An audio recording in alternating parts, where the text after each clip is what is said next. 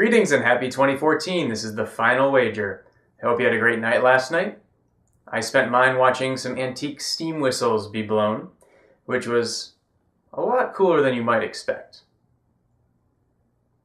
Now I've got a contestant from Vermont, my home state, and she doesn't have a cell phone, and that doesn't really surprise me at all, I gotta say.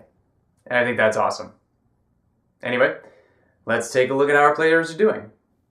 Heading into final, Jerry's locked up his fourth match out of 5 with 21,600. Bridget is in second with 10,000, and John's in third with 5,800.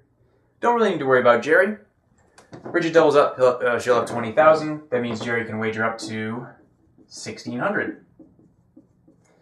Now between these two, Bridget and John doubles up. He's going to have 11,600, meaning that Bridget should wager 1,600, no more, no less. If she gets it wrong with that total, she'll have 8,400. So that means John's going to need to wager at least 2,600. But in reality, there's no harm to him wagering everything, so he might as well do that. Bridget actually wagered 4,200, which is not the worst wager in the world, but it's not great either. If John wagers nothing, then they'd be in a tie, so she would still come out on top. You know, it doesn't really matter, but in reality, there's no reason to wager more than 1,600. Now, don't get me wrong. Jerry's an excellent player. He's locked up 4 of his 5 games before Final Jeopardy.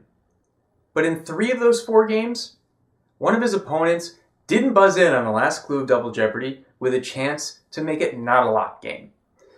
There's no reason not to do that. If you want to play for second, don't come.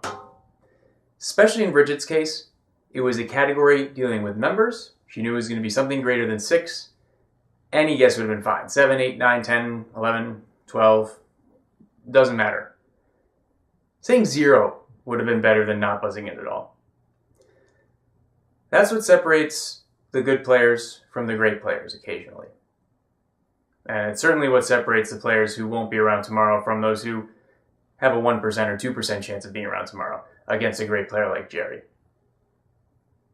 He's going for 6 tomorrow.